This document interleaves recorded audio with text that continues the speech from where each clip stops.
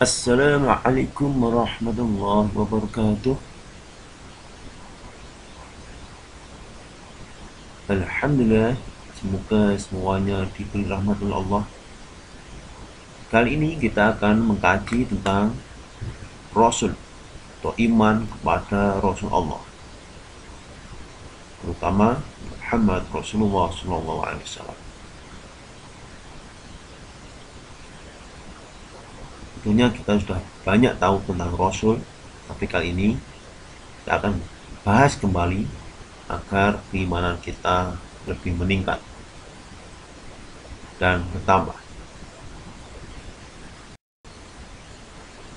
Tujuan pembelajaran agar nanti setelah kita mempelajari iman kepada Rasul, saat ini dapat menunjukkan dalil tentang beriman kepada Rasul, kemudian menjelaskan tanda-tandanya, dan mampu mengaitkan antara beriman kepada Rasul dengan perilaku, keteguhan hati, tauhid, dan beribadah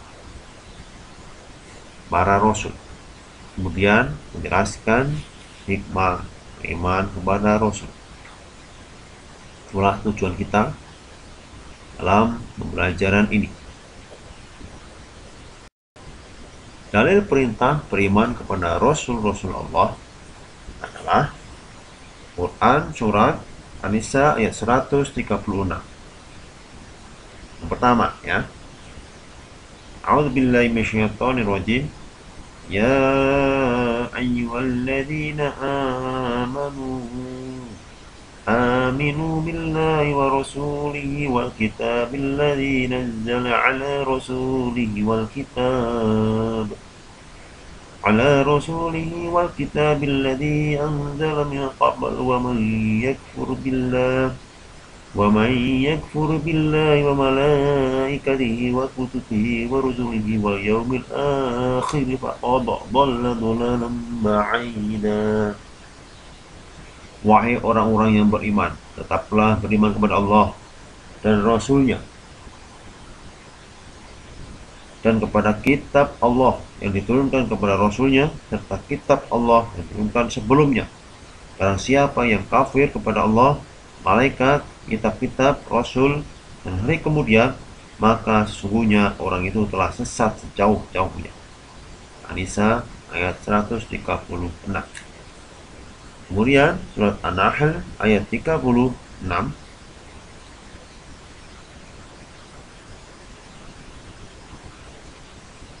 وَلَقَدْ بَعَثْنَا فِي كُلِّ أُمَّةٍ رَسُولًا أَنِ اعْبُدُوا اللَّهَ وَاجْتَنِبُوا الطَّاغُوتَ.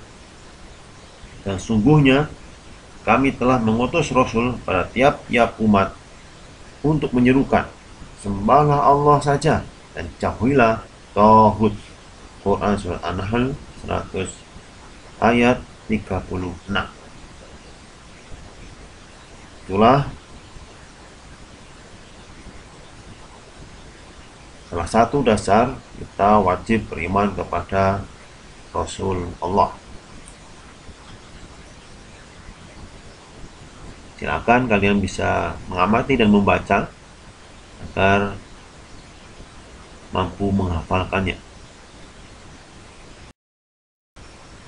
Pengertian iman kepada Rasul Allah. Pengertian Nabi dan Rasul. Secara etimologi, Nabi berasalkan dari kata naba, artinya ditinggikan, atau dari kata naba'a, artinya berita. Dalam ini, seorang Nabi adalah seorang yang ditinggikan derajatnya oleh Allah dengan memberinya berita.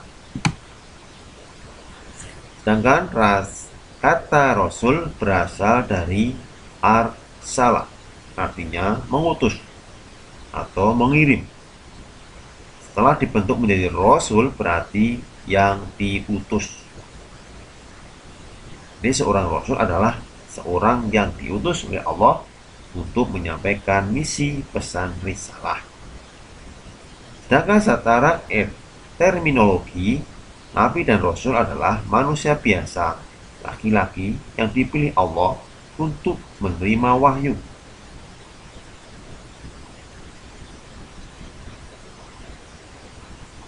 Apabila tidak diiringi dengan kewajiban menyampaikan dan membawa misi tertentu, berarti dia disebut nabi. Jadi bedanya nabi dan rasul adalah menyampaikan dan tidak menyampaikan risalah.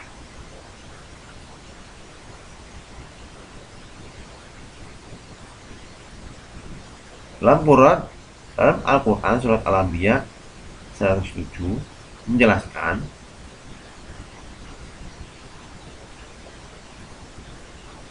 bisa dilihat Al-Anbiya ayat 7, wa ma arsalna qablaka illa rijalan nuhi ilahim fas'alu ahla dzikri in kuntum la ta'lamun.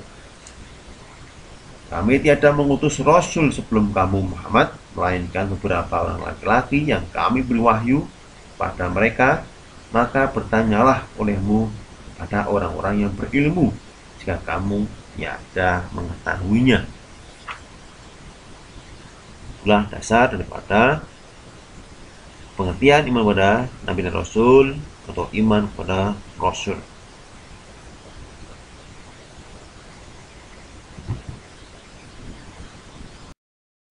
Perbedaan Nabi dan Rasul. Tadi sedikit kita sudah singgung mengenai perbedaan Nabi dan Rasul. Menurut jumhur ulama, antara Nabi dan Rasul terdapat perbedaan meskipun keduanya sebagai manusia pilihan yang diberi wahyu. Adapun perbedaannya adalah satu, Rasul adalah orang yang diberi wahyu dengan syariat yang baru. Dua, Rasul senantiasa memiliki kitab atau lembaran-lembaran suhuf yang memuat syariat baru atau sebagian dari syariat Rasul sebelumnya. 4. Nabi. Nomor 3, Nabi adalah orang yang diutus Allah untuk menjalankan dan mengokohkan syariat Rasul-Rasul sebelumnya. Yang 4, Nabi belum tentu memiliki kitab atau lembaran-lembaran suhuf. Itulah perbedaan daripada Nabi dan Rasul.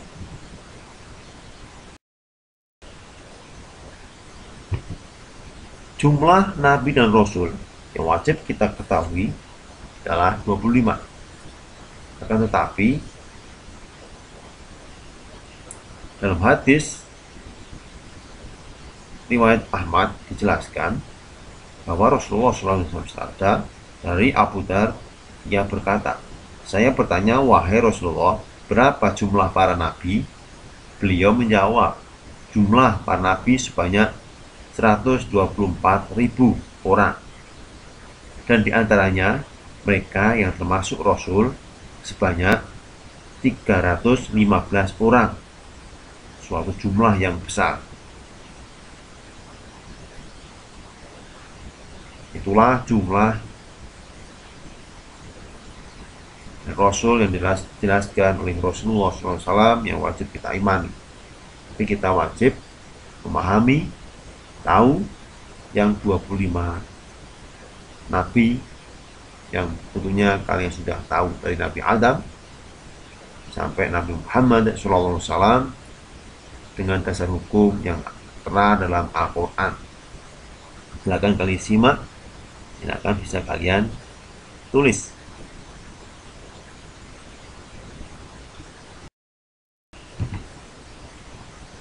Sifat wajib mustahil jaiz bagi Rasul. Sifat wajib bagi Rasul. Secara umum, setiap Nabi dan Rasul mempunyai sifat-sifat yang mulia dan terpuji sesuai dengan statusnya sebagai manusia pilihan Allah. Yang mesti ditiru, harus ditiru, dipelajari, dipedomani, dan diamalkan dalam kehidupan sehari-hari. 4 sifat wajib bagi Rasul adalah: pertama, sidik, artinya selalu berkata benar, tidak boleh berdusta atau kadzib. Yang kedua, amanah. Seorang Rasul harus selalu menjaga amanah, menunaikan amanah yang dipikulnya kepadanya. Yang ketiga, tabligh atau menyampaikan. Seorang Rasul akan menyampaikan apa saja yang diperintahkan Allah untuk disampaikan. 4. Fatonah. Seorang Rasul memiliki tingkat kecerdasan yang tinggi, pikiran yang jernih, penuh kearifan dan bijaksana, dan mampu mengatasi persoalan yang paling dilematis sekalipun tanpa harus meninggalkan kejujuran dan kebenaran.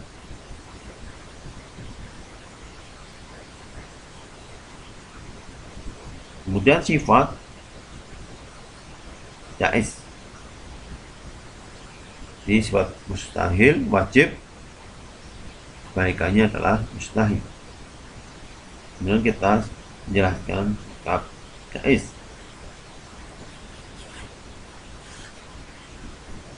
Sikap jaiz Rasul adalah semua sifat kemanusiaan yang ada pada diri Rasul sebagai seorang manusia biasa, pada umumnya yang membutuhkan makan, minum, tidur, berjalan, sakit, susah, senang, menikah, mempunyai anak, serta sifat-sifat manusia lainnya yang disebut dengan aradul basyariyah.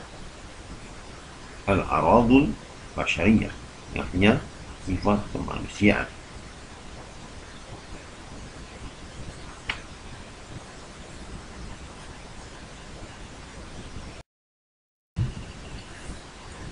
Nabi dan Rasul ulul azmi.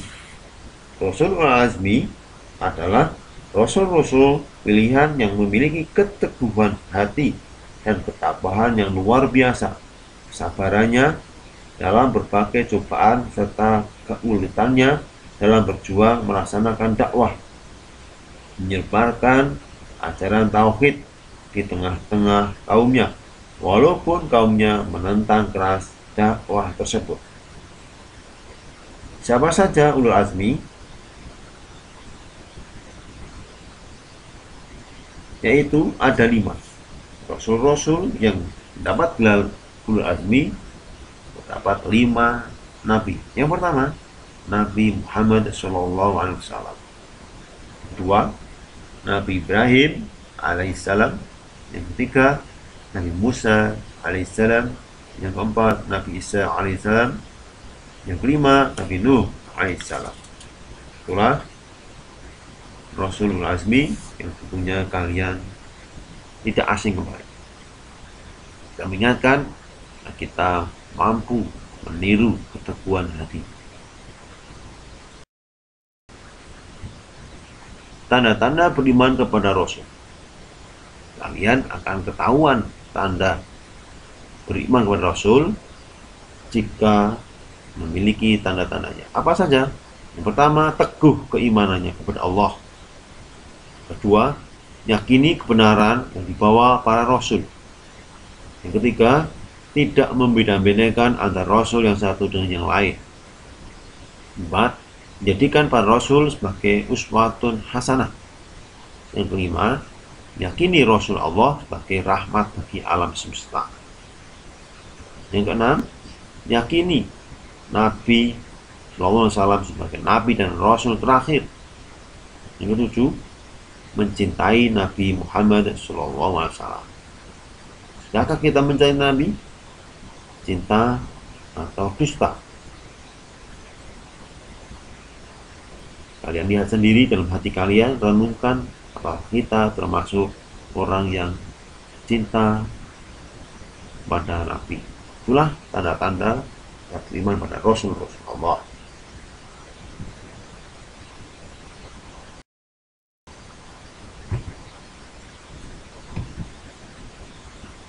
Perilaku keteguhan hati dalam bertauhid dan beribadah, kisah para nabi. Yang pertama, Nabi Yakub alaihissalam sekitar tahun 1837 sampai 1690 sebelum Masehi. Nabi Yakub adalah putra dari Nabi Ishak alaihissalam bin Ibrahim alaihissalam, sedang ibunya adalah anak saudara dari Nabi Ibrahim alaihissalam bernama Rifqah binti Azar. Dalam kitab suci Al-Quran telah dinyatakan bahwa Nabi Yakub alaihissalam telah memberikan wasiat kepada putra-putranya setelah beliau mendekati ajalnya. Ia kumpulkan anak-anaknya dan berkata kepada anak-anaknya, "Apa yang kamu sembah sepeninggalku?" Ya, Nabi Yakub bertanya kepada anak-anaknya, "Apa yang kamu sembah sepeninggalku?"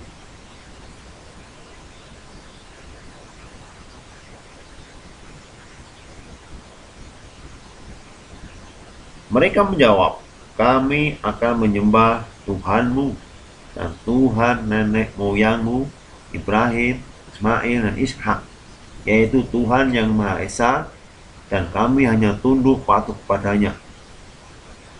Kata-kata ini dinukil dalam Quran Surah Al-Baqarah ayat 133. Itulah didikan pertama Nabi Yakub kepada putranya. Itu perlu kita contoh kepada anak-anak kita nanti. Walaupun tergeletak di atas tikar maut, Nabi Yakub alaihissalam tetap memikirkan keselamatan akidah putra-putranya. Mulutnya terbata-bata menanyakan kiblat akidah mana yang akan diikuti putra-putranya sepeninggalnya. Tuhan seperti apa yang kalian sembah? Tanya Yakub. Kiblat akidah kami mengikuti nenek moyang Ibrahim, Ismail, dan Ishak. Sembahan mereka itu juga sembahan kami. Tuhan yang Maha Esa, jawab mereka. Itulah kisah ketukuhan hati Nabi Yakub tentang tauhid. Yang kedua, Nabi Nuh alaihissalam. Nabi Nuh adalah seorang rasul pertama yang diceritakan dalam Al-Quran yang mendapat gelar Abdus Syakur, artinya hamba Allah yang banyak bersyukur. Selama 950 tahun, Nabi Nuh tinggal bersama penduduk Armenia. Namun hanya sedikit yang menerima dakwah Nabi Nuh alaihissalam. Bahkan jauh menyimpang dari ajaran Nabi Idris. Mereka tidak lagi beribadah kepada Allah. Tuhan mereka telah berganti menjadi patung-patung yang mereka buat sendiri. Nasihat apapun tidak bisa masuk. Bisikan-bisikan setan lebih didengar daripada seruan Nabi Nuh alaihissalam. Kemudian Allah memerintahkan Nabi Nuh untuk membuat sebuah kapal. Pada saat Nabi Nuh alaihissalam dan pengikutnya membuat kapal, orang-orang kafir itu tidak henti-hentinya mengejek Nabi Nuh alaihissalam dan para pengikutnya. Bahkan mereka melempari kapal Nabi Nuh dengan kotoran manusia. Akan tetapi Allah menunjukkan kekuasaannya. Salah seorang dari kaum kafir itu terperosok jatuh ke dalam kapal yang penuh najis itu. Ketika keluar dari kapal, semua penyakitnya mendadak sembuh. Dengan kejadian yang tersebut, orang-orang kafir berbondong-bondong mendatangi kapal hanya ingin melumpuri badan mereka dengan kotoran yang mereka buang sendiri untuk mengobati berbagai penyakit. Ketika terjadi badai yang sangat dahsyat, Nabi Nuh alaihissalam menyerukan orang-orang setempat untuk naik kapal. Hanya pengikut Nabi Nuh lah yang mau memenuhi ajakan tersebut. Yang lain menolak, bahkan istrinya dan anaknya Kan'an menolak ajakan Nabi Nuh. Itu membuat Nabi Nuh alaihissalam sedih. Namun Allah mengingatkan bahwa mereka bukanlah golongan termasuk orang-orang yang pantas diselamatkan. Itulah sedikit keteguhan iman dalam berdakwah tauhid Nabi Nuh alaihissalam dan kaumnya, bahkan anak dan istri. Kemudian Nabi Ibrahim alaihissalam. Nabi Ibrahim sang pelopor tauhid adalah putra Azar, dilahirkan di masa pemerintahan Namrud putra Kan'an. Walaupun Namrud menyembah berhala, ia juga mengaku sebagai Tuhan. Sejak ia dilahirkan, Ibrahim disembunyikan oleh ibunya di sebuah gua selama 13 tahun. Setelah keluar dari gua, Nabi Ibrahim salam berdakwah dengan kata-kata sederhana dan sejumlah kebenaran filosofis dan ilmiah yang belum dipahami oleh manusia zaman itu. Bahkan sekarang pun argumennya menimbulkan kekaguman para sarjana yang sangat mengenal seni logika dan perdebatan. Ibrahim alaihissalam pertama-tama berjuang melawan kepercayaan kaum kerabatnya yang menyembah berhala. Di masa Azar merupakan tokohnya. Pada suatu hari Nabi Ibrahim memasuki kuil berhala. Ia menghancurkan semua berhala hingga menjadi tumpukan puing kayu dan logam yang berhamburan di tengah kuil. Tetapi yang membiarkan berhala yang paling besar lalu meletakkan kapak di bahunya. Lalu dilakukan dengan sengaja. Kaum musyrik akan memahami kedudukan sesungguhnya dan akan memandang situasi yang nampak itu sebagai sengaja dibuat-buat, karena tak akan mungkin mereka percaya bahwa penghancuran berhala-berhala itu telah dilakukan oleh berhala yang besar. Pada saat itu, beliau pun akan menggunakan situasi untuk berdakwah. Sekarang Ibrahim alaihissalam diperiksa oleh Namrud. Keadaan menunjukkan bahwa berhala besar telah melakukan semua pukulan itu. Nabi Ibrahim berkata, apabila berhala itu dapat berkata, sebaiknya Anda tanya kepadanya. Jawaban bernada ejekan dan penghinaan itu dimaksudkan untuk mencapai sasaran itu. Ibrahim yakin bahwa orang-orang itu akan berkata, Ibrahim mengatakan sepenuhnya bahwa berhala-berhala itu tak dapat bicara. Mereka pun tidak mempunyai kehendak dan akal. Sehubungan dengan pernyataan orang-orang itu yang membuktikan tidak berdayanya berhala itu, Ibrahim berkata, apabila mereka memang demikian, mengapa kamu sembah dan berdoa kepada mereka untuk mengabulkan permohonan kamu? Kejahilan, keras kepala, dan penipuan yang buta menguasai hati dan pikiran para hakim. Terhadap jawaban Ibrahim yang tak berbantah itu, mereka tidak boleh pilihan lain kecuali memberikan keputusan yang sesuai dengan keinginan pemerintah masa itu. Ibrahim harus dibakar hidup-hidup. Namun dengan izin Allah, api tidak membakarnya, yang terbakarnya hanya tali-tali yang mengikatnya. Akhirnya Nabi Ibrahim selamat, dan inilah merupakan mukjizat yang diberikan Allah kepada Nabi Ibrahim sebagai bukti kerasulannya untuk melemahkan musuh-musuh. Setelah kejadian itu, pengadilan di Babilonia memutuskan membuang Ibrahim dari negara itu. Beliau pun meninggalkan tempat kelahiran lalu pergi ke Mesir dan Palestina. Nabi Musa alaihissalam berlaku teguh dalam berdakwah tentang tauhid. Nabi Musa diutus di tengah-tengah kaum yang gemar main sihir, sehingga sihir mendapat tempat istimewa. Oleh karena itu, mukjizat Nabi Musa yaitu melawan sihir, tapi pada hakikatnya justru menjatuhkan sihir. Mukjizat berupa tongkat yang menjadi ular, dan kemudian ular itu memakan tongkat-tongkat para tukang sihir. Setelah 10 tahun Nabi Musa alaihissalam meninggalkan Mesir, Nabi Musa pun datang ke istana Fir'aun bersama Harun alaihissalam. Mereka bermaksud mengajak Fir'aun menyembah Allah. Berikut perdebatan atau perbincangan antara Musa dan Fir'aun. Nabi Musa dan Fir'aun.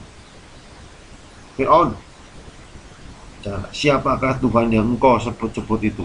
Hei Musa, adakah Tuhan di atas bumi ini selain aku, kata Fir'aun, yang patut disembah dan dipuji?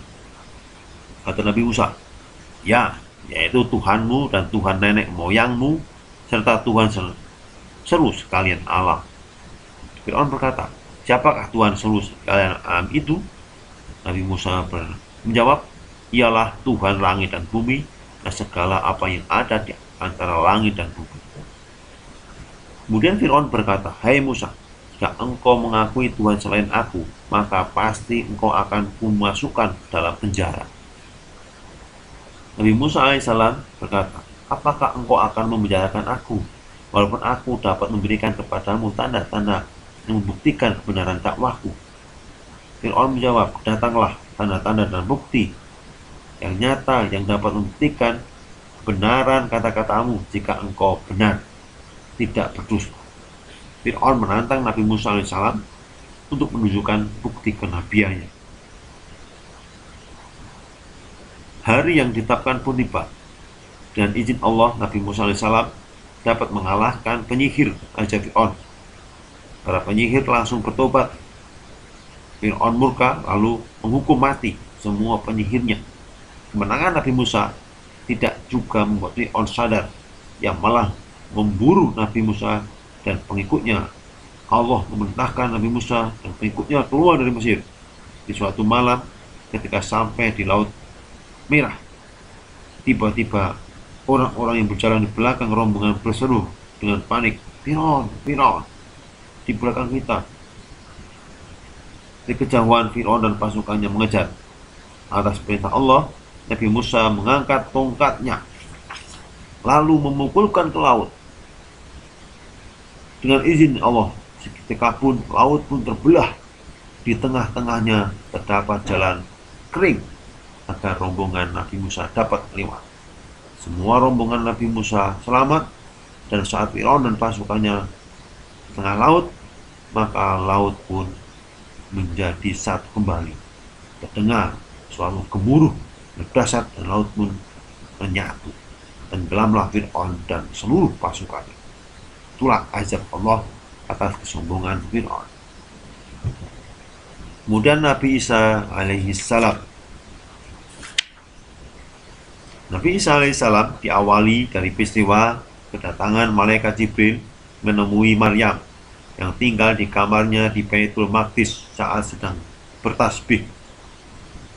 Saat malaikat menyatakan dirinya hanya diutus Allah untuk menyampaikan kabar bahwa Maryam akan punya putra. Sebuah kabar yang sempat tidak terpercaya, karena dirinya seorang perempuan baik-baik yang tak pernah berhubungan dengan laki-laki. Atas kehendak Allah, Maryam pun hamil dan melahirkan seorang bayi mungil yang langsung dapat berbicara.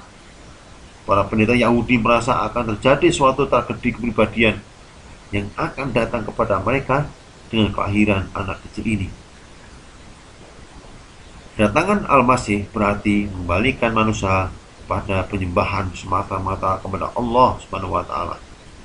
Ini berarti menghapus agama Yahudi yang mereka yakini. Para pendeta Yahudi menyembunyikan kisah kelahiran Isa dan bagaimana ia berbicara di masa Buaya.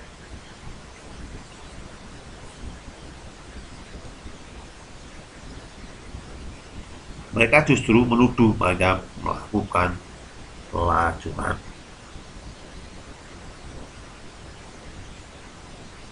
Masa muda Nabi Isa memenuhi kehidupannya dengan penuh tafakur dan ibadah.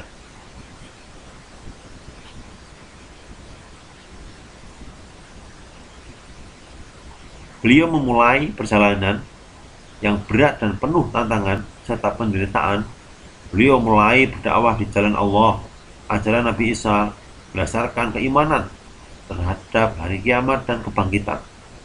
Nilai-nilai dan pemikiran tersebut tidak ditemukan dalam kehidupan orang-orang Yahudi. Nabi Isa alaihissalam diutus di tengah-tengah kaum materialis yang mengingkari ruh dan hari kebangkitan. Mereka menduga bahwa manusia hanya sekadar tubuh tanpa ruh. Mereka adalah kaum yang meyakini bahwa darah makhluk adalah ruhnya atau jiwanya. Hampir sepanjang sejarah kehidupan Nabi Isa terdapat sisi-sisi malaikat, di mana beliau mempunyai kemampuan yang luar biasa yang berupa mukjizat. Bahkan mampu beliau sampai pada batas menghidupkan orang yang mati dengan izin Allah. Bisa sama sekali tidak mendekati wanita sepanjang hidupnya, sehingga beliau diangkat oleh Allah. Beliau tidak menikah. Ini juga sifat malaikat, di mana kita saksikan bahwa sebagian daripada para nabi yang diutus oleh Allah dan memiliki beberapa wanita, bahwa kitab-kitab Yahudi menyebutkan bahwa jumlah istri-istri nabi mereka Sulaiman alaihissalam misalnya mencapai 1000 wanita. Namun justru dengan mukjizat yang spektakuler yang dimiliki Nabi Isa, membuat orang-orang Yahudi semakin menjadi-jadi dalam menyakitinya dan menuduhnya dengan berbagai macam tuduhan. Isa dikatakan sebagai penyihir dan sebagai orang yang mengubah syariat, dan mereka menisbatkan kekuatannya yang luar biasa pada kekuatan setan. Ketika mereka tidak lagi memiliki tipu daya yang dapat melumpuhkan Nabi Isa, dan mereka melihat orang-orang yang lemah, orang fakir berkumpul di sekitarnya, maka mereka mulai membuat suatu makar, rencana.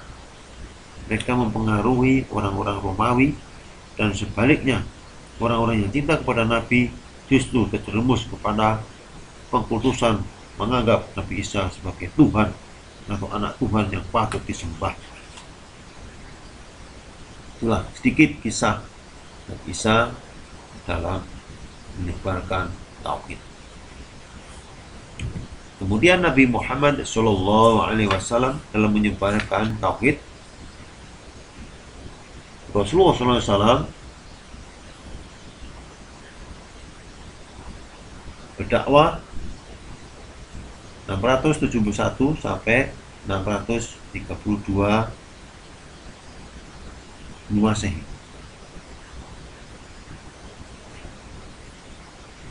Adalah seorang nabi dan rasul terakhir bagi umat manusia yang menegakkan ajaran tauhid untuk mengesahkan Allah, bagaimana yang dibawa nabi dan rasul sebelumnya, demi tujuan melenyapkan cahaya Islam. Akhirnya kaum kafir Quraisy pun bersepakat untuk membunuh nabi. Namun sebelum melakukan, mereka berusaha menyumpahi Abu Thalib terlebih dahulu. Suatu saat para pembesar Quraisy datang kepada Abu Thalib.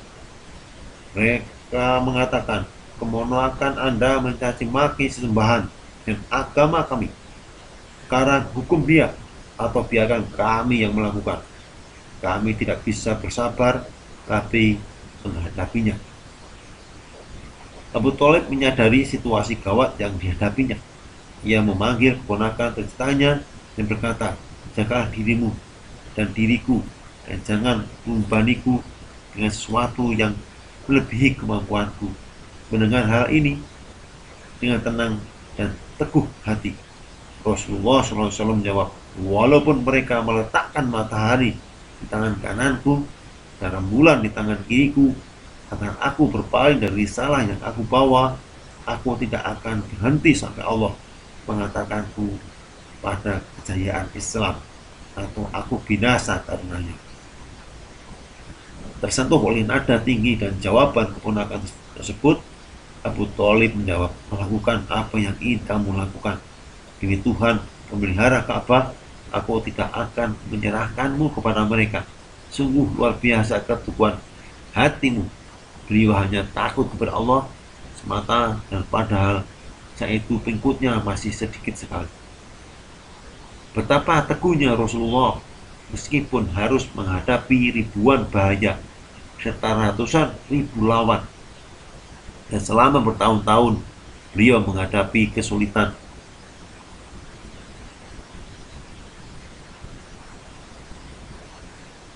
Ketika kemudian Islam berjaya, Rasulullah tidak menarik keuntungan pribadi apapun.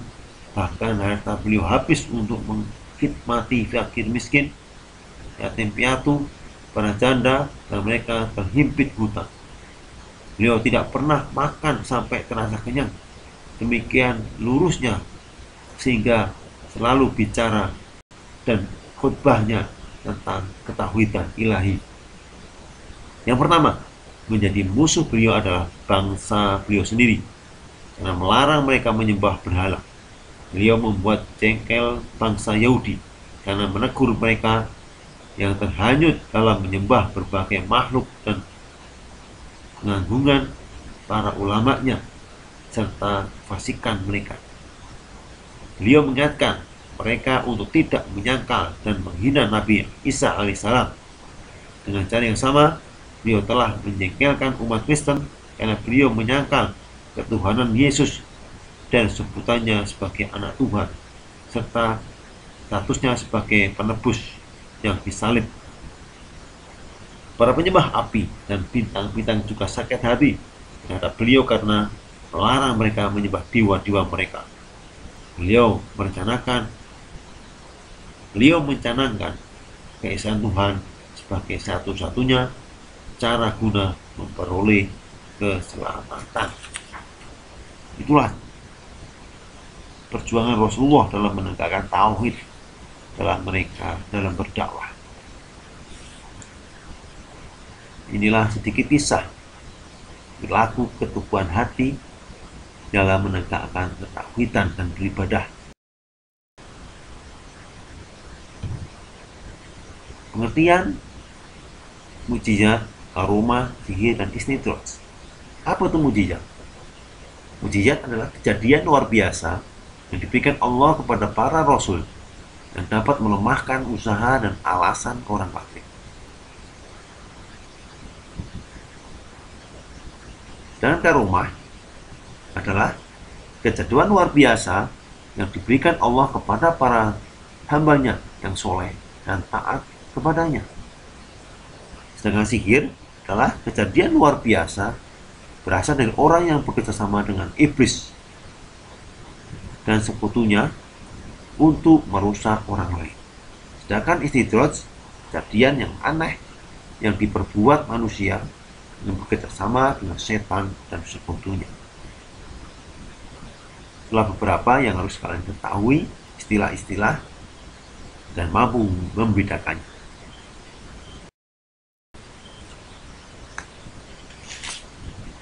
Hikmah iman kepada Rasul Allah. Setelah kita mempelajari